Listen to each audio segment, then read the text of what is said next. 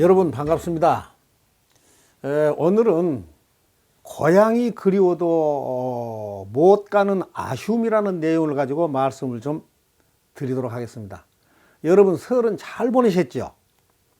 나이 한 살 더 먹고 나면 어차피 더 예뻐질 것이고 더 건강해질 것이고 시험에 합격할 것이고 취직도 잘 될 것이고 선거에 나가시면 당선될 것이고 직장에서 진급하실 것이고 사업 성취될 것이고 결혼도 할 수 있고 아픈 몸도 다 나설 수 있어서 기쁜 일만 연속되는 이제 날이 남았습니다. 즐거워하십시다. 인생의 길은 스트레스와 걱정의 연속입니다. 그런데 지푸라기도 쓸모가 있듯이 무시하거나 없인 여겨도 좋을 사람은 한 사람도 없습니다. 옛말에 돈 놓고는 못 웃어도 애기 들여다보고는 웃을 일이 있다 그랬습니다. 이 말은 돈보다 사람이 더 중요하다는 말입니다. 어떤 사람도 무시하지 말고 자신의 이익을 위해서 달콤한 말장난으로 다른 사람을 현혹해도 되질 않습니다. 보리 안 패는 3월 없고 벼 안 패는 6월도 없다 그랬습니다. 눈앞에 이익에만 급급하지 말고 여유 있는 진실한 삶이 필요합니다. 우리 한국인들의 고향은 농촌이며 시골입니다. 그곳에는 공동묘지가 많아도 즐거운 것이고 잊을 수 없는 것입니다. 타향에서 고향 사람들을 만나면 친근감 있고 반가울 수밖에 없습니다. 그래서 향후에도 만들고 참석도 하고 그런 겁니다. 이번 설에는 고향을 가보신 분들보다는 못 가보신 분들이 더 많으실 겁니다. 고향을 못 가보신 분들 마음속으로 한번 그려보세요. 고향의 산에는 많은 우리의 조상님들이 누워 계십니다. 그리고 고기가 놀던 냇가도 있을 것입니다. 여우도 죽을 때는 머리를 고향 언덕 쪽을 향해서 돌린다고 했는데 세상이 아무리 많이 변해도 명절이 되면 발길을 고향으로 돌리고 싶은 것이 우리들의 마음입니다. 항상 가고 싶은 곳, 그것이 고향입니다. 지금 고향 농촌을 지키고 계신 저분들은 모두 우리의 어머니의 아버지들입니다. 그분들은 바보처럼 온갖 멸시를 다 당하면서도 온갖 불이익을 다 당하면서도 항상 쾌활하고 자유자재한 삶을 살아오신 분들입니다. 그러나 젊은이들이 다 떠난 그 농촌에 애기들이 사라져 버려서 텅 빈 골목과 고요와 침묵만 흐르며 논밭에서 소리 지르며 황소를 다루시던 할아버지들은 모두 세상을 떠나시고 그 자리는 할머니들만이 자리를 쓸쓸히 지키고 계십니다. 우리 농촌에는 점차로 빈집이 늘어나고 있고 우리 농촌은 점점 쇠퇴해 가면서 늙어가고 있습니다.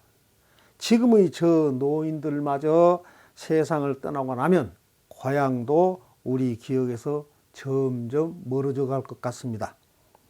맹수도 제 새끼를 두고 온 고을에는 신경 쓰고 돌아보는 법인데 코로나 시대가 지나고 나면 고향을 방문하는 사람 숫자보다 명절이 되면 해외로 떠나는 사람이 더 많을 것 같아서 안타까운 마음이 듭니다. 우리 부모님들이 태어나셨던 고향, 시골, 고향을 잃어버린 것은 어머니를 잃어버린 것과 같다 그랬습니다. 그러한 고향이 잊혀져 가고 있고 사라져 가고 있는 것은 슬픈 일입니다. 여러분 행여라도 시골에 가시면 지푸라기 하나라도 그냥 가져오지 맙시다. 가격보다 10배의 용돈을 듬뿍 쥐어 들고 와야 합니다. 우리가 시골 분들 덕을 볼 수는 없지 않습니까? 이제부터 시골 어른들에게 영상통화로도 자주 해드리고 온라인 송금을 두둑하게 해드립시다. 그분들은 힘든 일과 불편한 틀니를 가지고도 내색하지 않고 무건수행을 하듯이 말이 없으신 분들입니다. 그 어떤 호통이나 고함 소리보다도 삶의 함축된 깊이를 담고 계신 분들입니다. 말 없는 그 마음은 바다처럼 청정하고 고요한 해인산매이며 삶을 통달한 철인들의 모습입니다. 이렇게 순진한 분들에게 보이스피싱 등 각종 교활한 사기꾼들이 달라붙고 있습니다. 농어촌 노인분들은 욕심이 없습니다. 그저 세상이 평화롭고 행복하게 살 수 있도록 빌고 또 비시는 분들입니다. 논밭과 비닐하우스 속에서 양식장에서 모욕하듯이 땀을 흘리며 한평생 묵묵하게 일해 오신 심성이 착한 분들입니다. 그분들의 고달픈 삶의 모습을 보면 죽은 조상님들도 가슴이 아파서 눈물을 흘리실 겁니다. 손마디와 발 뒤꿈치가 모두 갈라지고 무릎 관절, 허리 통증 등 이러한 아픔이 떠날 날이 없는 안타까운 삶을 살아온 분들입니다. 이분들에게 친절하고 자상하게 대해드립시다. 부처님 당시에 부처님의 아들 나훌라가 있었습니다. 나훌라는 말장난이 심해서 거짓말로 비구들의 수행을 방해하는 일이 많았습니다. 이 말을 전해 들은 부처님은 나훌라에게 물을 떠오도록 해서 발을 씻은 후에 이 물을 마실 수 있겠느냐 물었습니다. 물이 더럽혀져서 마실 수 없습니다.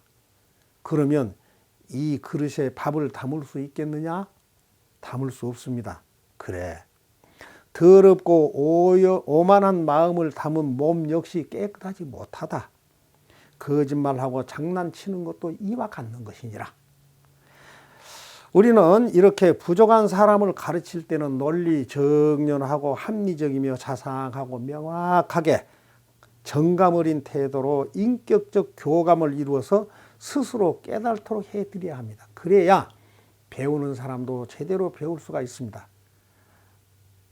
이 노인분들에게 보이스피싱 문제나 스마트폰 사용 방법을 가르쳐 드릴 때 무시하지 말고 친절하게 자상하게 가르쳐 드리도록 해야 합니다. 도시에 사는 자식이면 신용카드라도 하나 만들어서 노인들에게 선물해 보세요. 그러면서 마음대로 쓰십시오라고 말해 보세요. 우리는 독특한 존재답게 남의 흉내 내지 말고 창조적으로 살아가야 합니다. 옛날 이야기 하나 해드리겠습니다.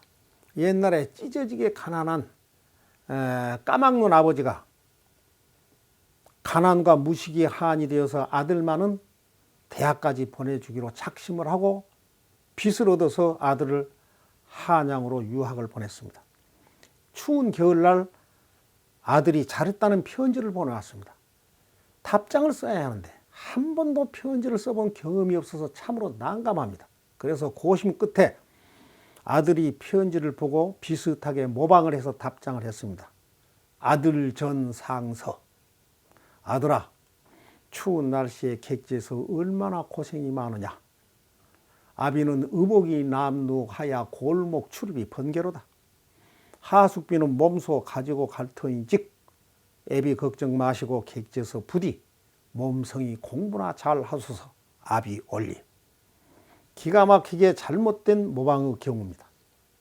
자, 이번에는 하숙비를 마련해서 완행열차에 몸을 싣고 한양으로 가고 있습니다. 옆좌석에 서양인이 영문판 신문을 열심히 읽고 있습니다. 영문판 신문을 처음 본 아버지는 신기한 눈으로 자꾸 들여다봤습니다.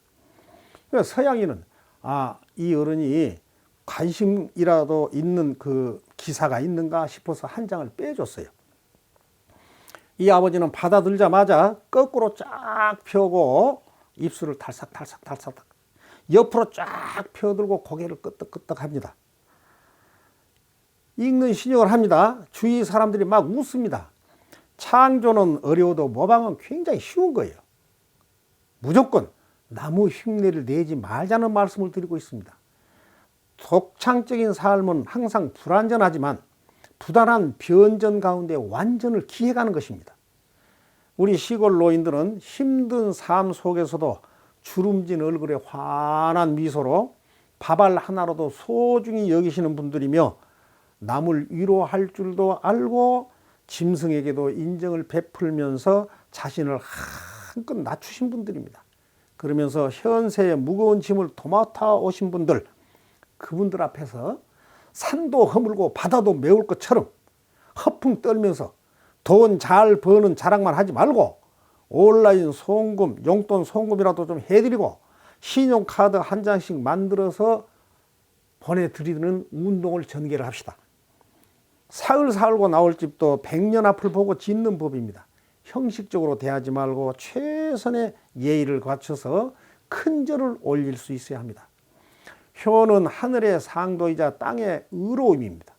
돌아가신 뒤에 술 석 잔보다 살아계실 때 막걸리 한 잔이라도 권해드릴 수가 있어야 됩니다.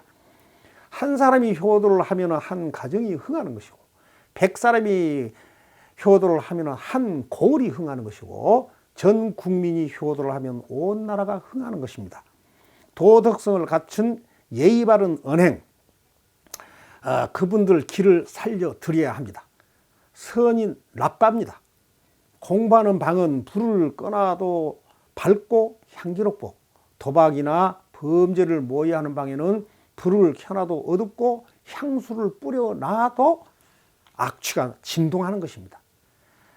우이 다진다면서 화투를 친다거나 돈 따먹기 게임은 절대 해서는 안 됩니다. 왜냐? 아이들이 보고 있기 때문에 그렇습니다.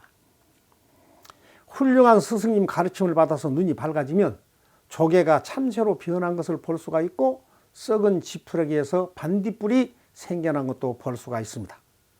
산이 옥을 품고 있으면 초목에 윤기가 돌고 강물이 보배의 구슬을 담고 있으면 언덕의 초목들이 시들지 않고 사람 마음속에 보배의 구슬을 품고 살아가면 가족과 주변에 활기와 생기가 도는 법입니다.